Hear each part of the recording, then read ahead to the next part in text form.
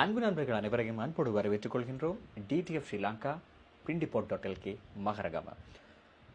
இலங்கையில் புதுசாக ட்ரெண்டாக இருக்குது இந்த கிளாத்திங் பிஸ்னஸில் ஒரு பிரிண்டிங் டெக்னிக். அதில் பேர் தான் டிடிஎஃப்னு சொல்கிறாங்க, டிரெக்ட் டு ஃபில்ம்.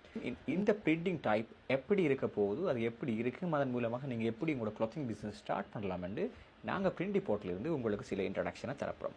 ஸோ இந்த வீடியோ கிளாத்திங் பிஸ்னஸ் செய்யவிருக்கிறவங்களோட ஃப்ரெண்ட்ஸோட இதை நீங்கள் ஷேர் பண்ணி கொள்ளுங்கள். ஸோ டிடிஎஃப் இந்த டிஷர்ட் பிஸ்னஸை பொறுத்த மாட்டில் இதில் பிரிண்டிங் டெக்னிக் பல வகையான டெக்னிக் இருக்குது. ஒன்று சப்ளிமேஷன், அது பொலிஸ்டர் ஃபேப்ரிக்கில் மட்டும்தான் அடிக்க இயலும். அடுத்தது ஸ்க்ரீன் பிரிண்டிங், பெரிய அளவில் செய்யும் போது தான் காஸ்ட் எஃபெக்டிவாக செய்ய முடியும். சின்ன குவான்டிட்டி டிஷர்ட்ஸுக்கு அது பொருத்தமில்லாத ஒரு மாடல். மற்றது கலர் லிமிட்டேஷன் இருக்குது, மெயின் பவர் தேவை. அதில் ஆட்டோமேஷன் இருக்குது, அதை பற்றி நாங்கள் இப்போ பேசலை. அடுத்ததாக இருக்குது வினைல் மற்றும் இன்னும் பல டைப்ஸ் ஆஃப் பிரிண்டிங் இருக்குது. ஸோ இப்போ லோ குவான்டிட்டியாக இருந்தாலும் குயிக் அண்ட் ப்ரொடக்ஷன் பண்ணக்கூடிய மல்டி கலர்ஸ் அடிக்கக்கூடிய ஒரு டெக்னிக் தான் இந்த direct to film, TTF printing என்று சொல்கிறாங்க. ஸோ வாங்க பார்க்கலாம் இந்த டிடிஎஃப் என்றால் என்னன்னு சொல்லி.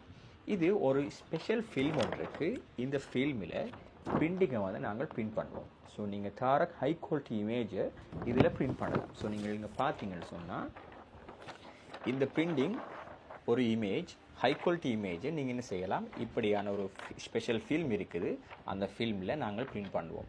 பிரிண்ட் பண்ணிவிட்டு இதை உங்களுக்கு தேவையான டிஷர்ட் எனி அதை நீங்கள் ஒரு கிளாத்திங் ஒன்று இருக்குன்னு சொன்னால் அதில் இதை அப்ளை பண்ணிவிட்டு இதுக்குரிய ஹீட் ஒரு கெப்பாசிட்டி இருக்குது. அந்த ஹீட்டை நீங்கள் இதுக்கு கொடுக்கும்போது இந்த பின் அந்த ஃபேப்ரிக்கில் அப்ளை ஆகும். ஸோ அதுதான் அதில் டெக்னிக்.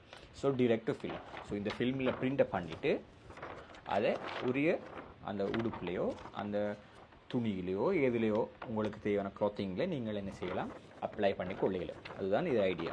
ஸோ நீங்கள் என்ன பார்த்தீங்கன்னு சொன்னால் நான் ஸ்டிக்கரை சாம்பிளுக்காக உரிச்சிருக்கேன். இங்கே பாருங்கள்.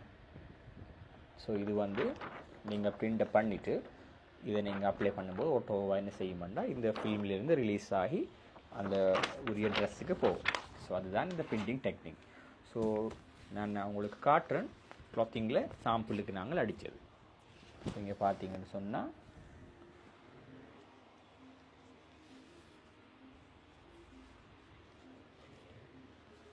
ஹை குவாலிட்டி இமேஜை நீங்கள் கொடுத்துருந்தீங்கன்னு சொன்னால் உங்களோட இமேஜ் அவுட்புட்டும் சரியான முறைக்கு குவாலிட்டியாக வரும். ஸோ இதுதான் இந்த டிரெக்ட் ஃபில்ம்ட விஷயம். ஸோ இதில் வாஷஸ் எப்படின்னா நார்மலி 50 வாஷஸ் சொல்லுவாங்க, 50 to 60ன்னு சொல்கிறாங்க. ஆனால் பாவிக்கையிலும் இதில் ஒரு விஷயம் என்னென்னு சொன்னால் இது நீங்கள் அயன் பண்ணக்கூடாது. இந்த ஸ்டிக்கருக்கு மேலால் அயன் நீங்கள் பண்ணக்கூடாது.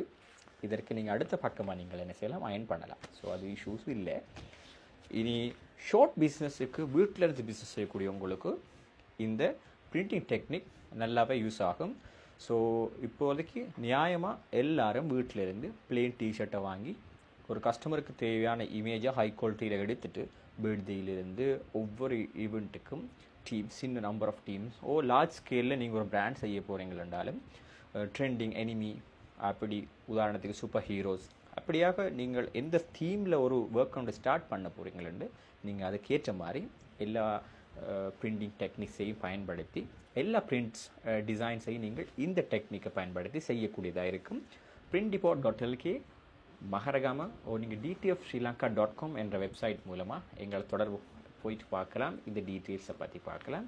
அல்லது நீங்கள் 077-310-626 என்ற இலக்கத்தோடு நீங்கள் தொடர்பு கொண்டு உங்களுக்கு தேவையான டிடிஎஃப் சேவைகளையும் எங்களிடம் பெற்றுக்கொள்ளலாம்.